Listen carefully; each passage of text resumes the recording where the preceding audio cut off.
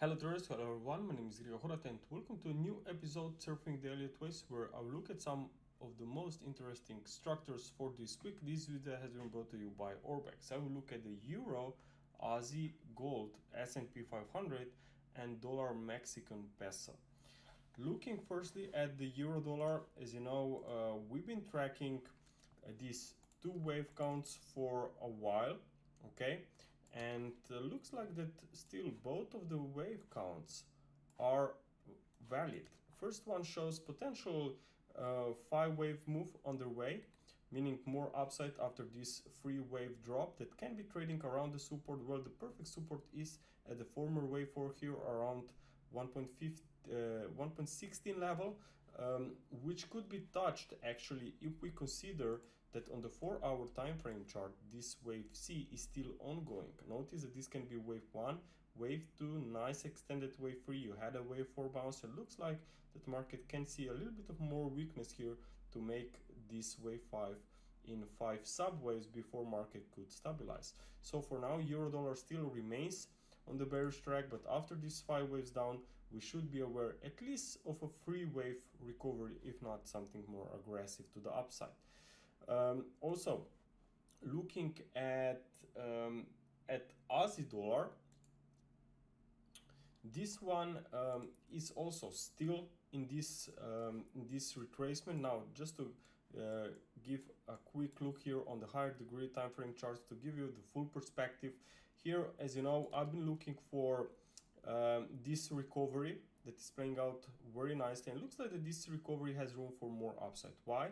Because always after recessions in 2000 and 2008 and now after 2020, we have seen a 3-wave recovery in a higher degree scale, and looks like that for now we have only one leg up from that 2020 recession lows. So in my opinion, we are now just in the middle of a pullback, so more upside could be seen after this setback.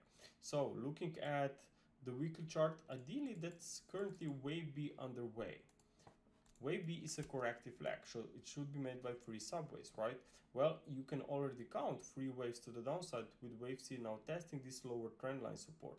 Of course, that's a very important trend line, but if will be broken, or if the market will remain bearish with a slow price action but still bearish, well, the next support that we should keep an eye on is around 0.7 level. So for now, this market, yes, it looks corrective, but it's still bearish. It's not really looking bullish yet.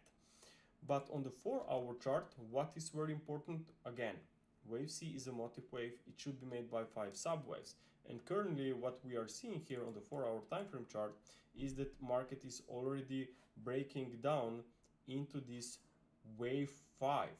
Okay, wave 5 from a triangle. We've been looking for that move recently, and it looks like that it's now already at a new low. So despite bearish trend, this projection level for a 5th wave may not be far away. Now, from a bullish perspective, what you want to see before you can maybe jump into some kind of a bullish setups, of course, you want to see a confirming price action, and that would be only a 5-wave rise from that projected support area. In that case, we would likely look for much higher prices later on.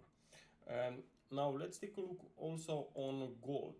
Now, metals in general, they have seen a very sharp drop after massive short orders last week. But in such situation, it's really important to make a step back and look at the price action from a distance and not be confused by the intraday noise. So when looking at a weekly chart, we can still see that market is actually still sideways. It's not bearish, it's not bullish. It would definitely be a different story if current price would extend towards 1500 or so. But because market after this first spike down last week is now recovering, I think it's very important to keep an eye on the big picture. And this one shows that this is potentially a triangle in the making here in a 4th wave. Well, it's an ABCDE pattern, so unfortunately this triangle is still incomplete. That was wave A, you had a wave B, wave C, and looks like you are now in a wave D, which should also be made by 3 subwaves, similar like we have seen for a wave C. So I think that there is chance to see more upside However, nothing moves in straight line. Just be aware that this wave A could face some limited upside at this trend line resistance. Also keep in mind that you are stepping into this triangle noise here from a wave B. So there can be some resistances coming, but any retracement here would be seen as a temporary that belongs to ongoing strength of a wave D, which, if we are correct, should move to the upper side of this range, meaning this trend line.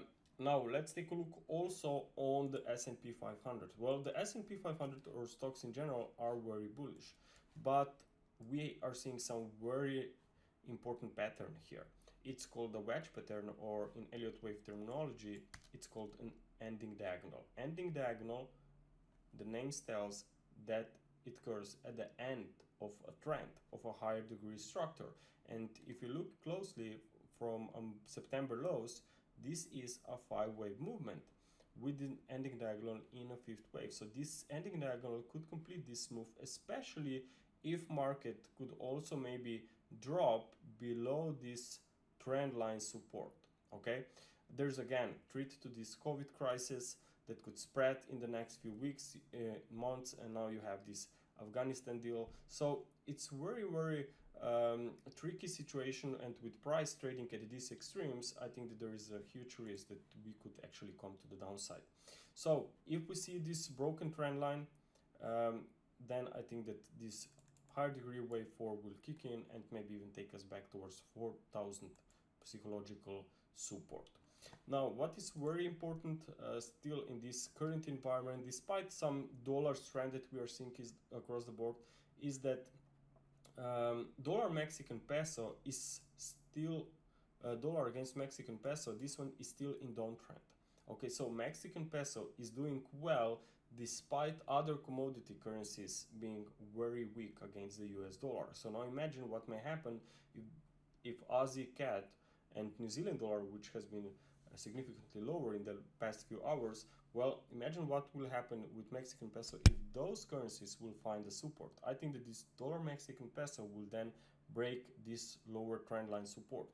It has a very nice triangle pattern here in ABCDE pattern. I see a wave 4 here coming to an end very soon, and keep in mind that even wave E can itself be structured by a triangle.